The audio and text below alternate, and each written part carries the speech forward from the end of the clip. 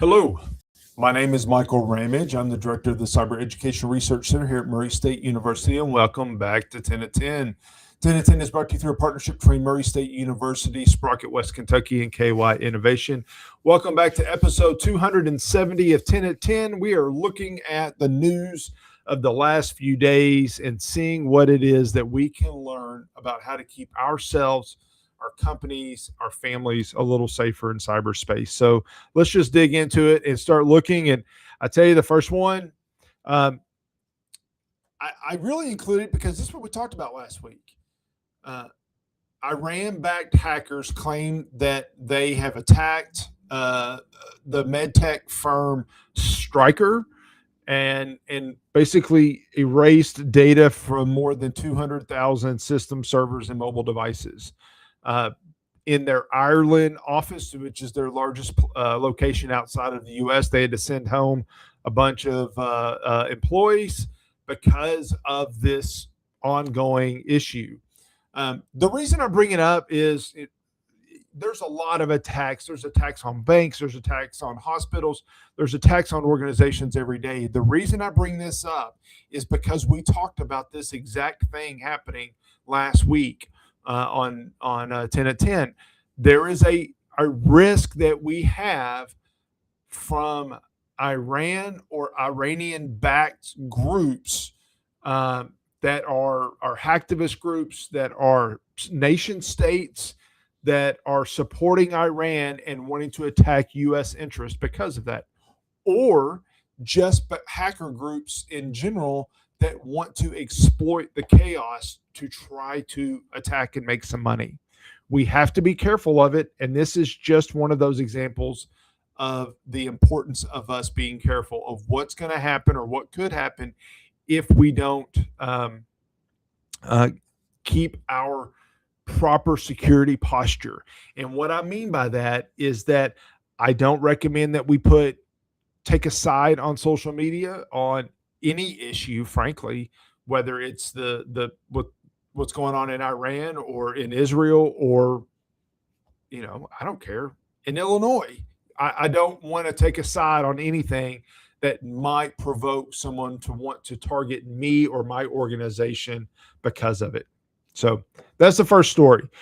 Second, this is going to be big news, and we're going to spend the whole episode on this next week. But this past Friday, so a week ago, the White House put out its new cyber strategy. There's a lot that goes into it. There's a lot of details that we can look at, and we will certainly dig into that and take a look at it. There's beefed up information sharing. It's looking at workforce. It's looking at how we secure our critical infrastructure. There's a lot of components, a lot of good stuff, a lot of stuff that people are questioning that we'll wait and see, but certainly stuff that we want to take a little bit of time and look at and see how we can come together to really move forward our national cyber strategy, because frankly, we have to move forward with our national cyber strategy. All right. Moving right along. I'm going to try to make sure that I don't run out of time like I usually do. So this story, the title of the story is "The People Behind Cyber Extortion Are Often in Their 40s."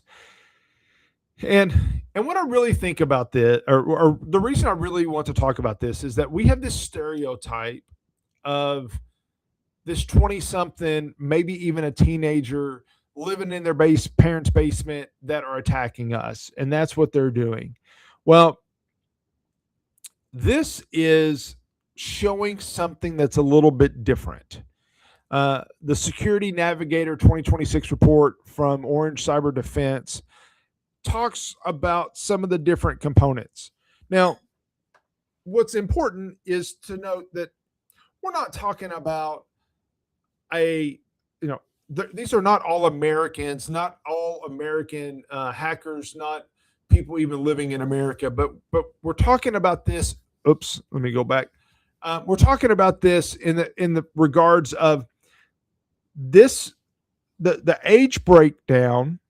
So in this case, 37% of the offenders in the data group that they looked at, out of the 418 publicly announced cyber cybercrime law enforcement actions collected between 2021 and 2025, 37% of those offenders were between 35 and 44. That's a good number. Between 30% were between 25 and 34, and 21% between 18 and 24. That group makes up 9 out of 10 of the bad guys that were arrested or rounded up in that group. It is interesting to me because what this really means, or what it tells me, and there's a lot of different things that we can talk about, is that this isn't a small select group of people. This is a organized approach to these different pieces. This is it crosses multiple nationalities. Yeah, I think that's important. There were 64 nationalities represented in that data. And the other thing that I find interesting is that if you dig into the data, it is some of the low profit things are started on by the younger people. And as you get older, then you get experience, even though it's illegal, it's criminal, it's all of those things. And you're starting to be able to have more profit driven cybercrime the older that you get. I don't know. To me, this is just scary stuff because there is structure, there is a process. Just like you're going to hire somebody in at entry level and grow them through your organization, it is happening in the criminal world.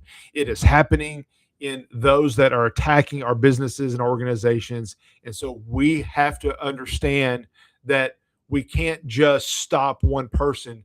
There's a system that we have to stop. And the only way that we're going to stop that system is by doing those best practices, by taking those minimum steps to keep our organization and our people safe. That's it. That's it. That's what we have to do, that if we want to be safe. All right. I'm going to stop my soapbox because I can keep going on that, because that's an important piece that we want to think that there, if you do this one thing, it's all good. It's not. It has to be a continual thing. And related to that, this is an article from Chief Security Officer Magazine, CSO Magazine. So take it. This is CSO. This is a little bit comes from a bit of a biased place, but I think it's also really important. According to a new study, boards spend on average only 30 minutes per quarter looking at cyber risk. So what does that mean? So 30%, well, actually, let me back up.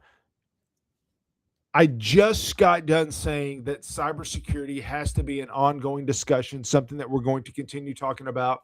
We're going to continue planning for. We're going to continue having those dialogues. Yes, that is 100% true. So what does that mean for the top level of leadership in our organization? In this case, it means our board of directors are only spending 30 minutes per quarter talking about cyber risk. Now, what I would ask is that board of directors meeting time? If so, 30 minutes may be okay, as long as there are plenty of conversations occurring outside of that. Cyber risk is massive for our organizations today, and we don't appreciate that understanding, or we don't appreciate how concerning that is. So we certainly need to improve those interactions. But on the other hand, 30% of boards in that same survey described their relationship with CISOs as strong and collaborative. 35% call it adequate and functional, and 24% say it needs to improve. And that's asking CISOs, not asking the board members. So that's important to note. This is a survey of CISOs. 95% of the CISOs actually said they were at least reporting to the board. 60% said that board was fully engaged. 35% say the boards have at least a committee looking at it. And 3/4 said their conversation typically only lasts for about 30 minutes. There's work that we can do there. What I would encourage you is make cyber risk a priority in your organization. Make cyber risk a priority. It is something that is going to impact you one way or another. So it would be better to go ahead and think about what we can do to protect our organization, address that risk earlier in the process than later. All right. I am out of time. Thank you for tuning in. If you have questions, if you have stories, if you have any topic ideas, please feel free to send them my way. I will be happy to share them on a future episode of 10 at 10. And I will see you next week back here on 10 at 10. Thank you. Bye.